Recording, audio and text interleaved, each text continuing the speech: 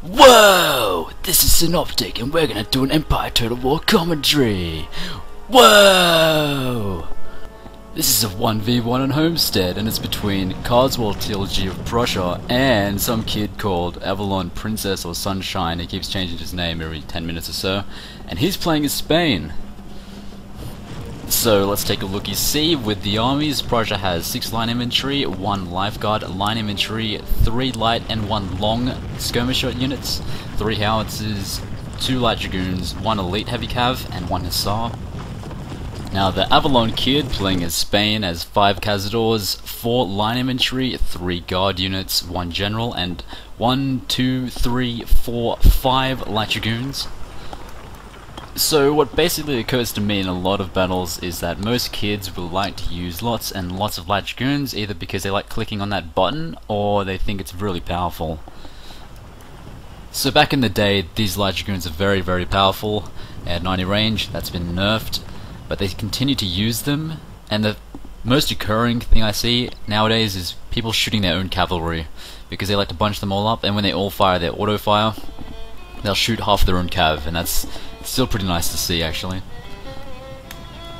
So one of the most important parts of a battle is definitely deployment. We'll have Prussia deploy far on the right side of the map, and Spain in the conventional middle, but what Spain does is go directly at him. Now in terms of a more defensive army, or a balanced army with artillery, in this case Prussia, he would want to fight from the front. Spain would be best off just to move further to the right side or to the left, and fighting towards Prussia's terms is not the best way to go about this, especially with Flatland's army with lots of light dragoons. They're not as strong in terms of maneuverability, but you can still do lots and lots of harass and stay in cover and have lots of places to hide in, such as the trees. Here's a nice shot of the light dragoons. He's deployed them all on one side, so it's making it quite obvious to Carswell that he's going to want to strike from the right side. Unfortunately for him, Carswell's left is deployed behind houses and lots of hard terrain, so he's probably going to think twice about that. Basic light infantry fight taking towards down the front. You'll see Prussia taking cover behind the hills here. And this is also a nice time to start deploying his artillery. This will be quicklime, as always, and Carswell will be quick to check which targets are best to fire at. In this particular case, points of interest would have to be the guard units and the light dragoons, which are very large targets on the field. Couple that with the fact that they're all together and at an angle at this specific area. So we'll have mild shots here, but there'll be a massive focus on one of the Spanish guards. Now again, in terms of just deployment and basic starting movement, as I said earlier, that is one of the most important parts of a fight. Typical flatland players just tend to run straight at each other with their high-powered armies, and then that's about it. In terrain maps, it's more about maneuver, taking advantage of certain areas of the map, defending other areas. So with Spain, his obvious attacking intention is with his right. However, this is a very hard area to attack in, so he actually decides to hit with his left, which has no cavalry support, as well as the fact that there is nearby artillery, which just becomes far more accurate the closer the enemy comes in. So at this point there's a mild engagement in the front, and Spain has initiated a fight on the far left side, as I said before, with no cavalry support. Cavalry threatens light infantry, forces squares with light infantry, and can easily puncture lines and go straight to the artillery for harass. With no cavalry, however, this can't happen, and especially in the fact that your opponent has artillery in the given area as well as cavalry, that has to be a very foolish idea. So the obvious intention here is to win with sheer firepower. Spain has 3 guard units on that left side, and he's taking on light infantry and standard line. Now theoretically they should be able to win the fight, however such guard units were under direct fire from quicklime for quite some time. One of those guard units routed almost immediately after initial engagement with the line infantry. So looking further into Avalon Sheila's attack on the left side, he went straight into a woodland army with the supporting artillery. General results apply, the guard units are being torn to shreds, and now he continues to assault the middle by siphoning his army into a well-prepared defense, and just completely neglecting the right side, which is definitely the weakest part of Carswell's army. You can see 2 light dragoons of Carswell watching the sides there, and he would theoretically be taking on 6 light dragoons or 5 light dragoons. But but instead he decides to charge his cavalry directly into a square. Carswell is ready to fire quick alignment directly into them. Nice little gore shot there. Couple that with a flanking charge by a hussar. Now light cavalry into the flanks is always good just due to their speed. Hit them and just get out of there. A Cazador is providing covering fire for that light dragoon, although from that position it was just as likely to hit his own men.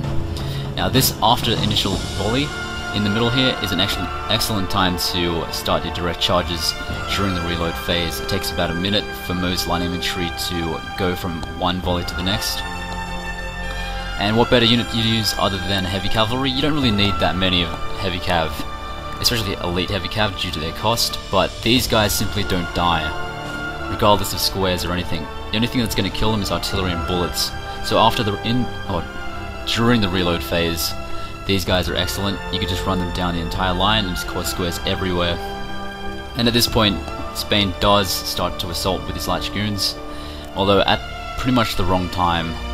This is best done with or in conjunction with the frontal assault if you're going to go that way. Obligatory melee scene.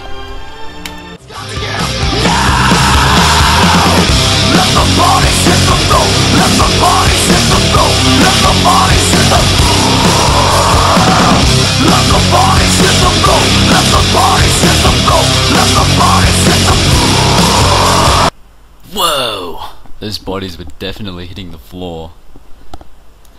In terms of strategy, Spain was simply unchanging, moving in a straight line towards the artillery piece with the intention of taking it out and winning the fight. What you can do as a person who uses artillery is simply know that is the place of interest of the enemy. So Carswell conveniently set up a nice little bottleneck to which Spain was very happy to just walk into and die. When units get this close to artillery, they will be very, very accurate. This specific light dragoon here is only about 50 meters away from the artillery piece. However, he decides that why go for artillery when you can shoot the walls? By the walls I mean the hills, and by the hills I mean elevated land. And by elevated land I mean terminology that a Flatlands kid simply couldn't handle. I think the general response by any Flatlands kid after getting smashed on a terrain map is face me on the Flatlands. Now if you play like this, you really aren't worth another match.